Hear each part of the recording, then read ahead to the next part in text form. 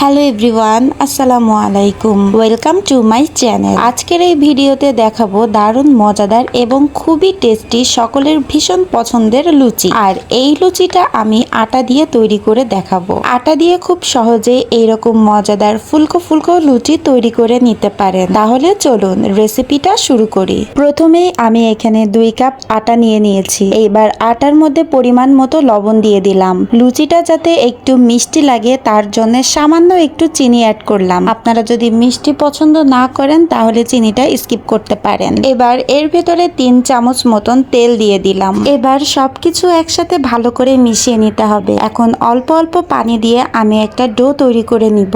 আর হ্যাঁ, আপনারা যদি মনে করেন এর ভেতরে তেলটা দিবেন না তাহলে তেলের পরিবর্তে ঘি অথবা বাটার ব্যবহার করতে পারেন। আমি খুবই সিম্পল ভাবে এই লুচিগুলো তৈরি করে দেখাবো আপনাদের। এই দেখুন, আমার ডোটা কিন্তু রেডি হয়ে গেছে।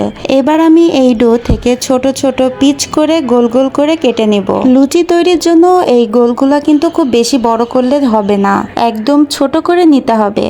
আমি কিন্তু এখন সবগুলোই ছোট ছোট করে নিয়েছি, কারণ আমি যখন এইগুলোকে বেলবো তখন কিন্তু খুব পাতলা করে বেলতে হবে, আর খুব বেশি বড় হলে এটা দেখতে ভালো লাগবে না। লুচিগুলো বেলে নেওয়ার সময় হালকা তেল লাগিয়ে বেলে নিতে পারেন। দেখুন, আমি লুচিগুলো সুন্দর করে এভাবে বেলে নিচ্ছি। একে একে আমার সব লুচিগুলোই বেলে নেওয়া হয়ে গেছে। এবার আমি একটা কড়াইতে তেল দিয়ে তেলটা ভালো করে গরম করে নিয়েছি। এবার একটা একটা করে লুচিগুলো ভেজে নিব।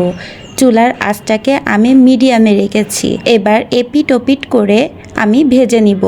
দেখুন লুচিটা কত সুন্দর করে ফুলে উঠেছে। প্রত্যেকটা লুচি কিন্তু অনেক সুন্দর করে ফুলে উঠেছে। আর এই ফুলকো ফুলকো লুচি খেতে কিন্তু দারুণ মজা লাগে আর খুব টেস্টিও লাগে। এই যে তৈরি হয়ে গেল আটা দিয়ে দারুণ মজাদার এবং খুবই টেস্টি ফুলকো ফুলকো লুচি। গরম গরম এই ফুলকো লুচি খেতে কিন্তু অনেক মজা লাগে। আর আটা দিয়ে আমি খুবই সহজে এই ফুলকো লুচি বানিয়ে দেখিয়েছি। আপনারাও চাইলে এরকম ফুলকো লুচি বানিয়ে নিতে পারেন। এই লুচিগুলো কিন্তু আলুর দম আর মাংসের সাথে খেলে বেশি মজা লাগে। তো আমার কাছে যেহেতু ডাল ছিল তাই আমি ডাল দিয়ে লুচিটা পরিবেশন করেছি। আজকের মতো ভিডিওটি এই পর্যন্তই। ভিডিওটি ভালো লাগলে অবশ্যই লাইক, কমেন্ট ও শেয়ার করবেন। আর হ্যাঁ, আপনারাও কিন্তু একবার হইলেও ট্রাই করে দেখবেন। সবাই ভালো থাকবেন, সুস্থ থাকবেন। আল্লাহ হাফেজ।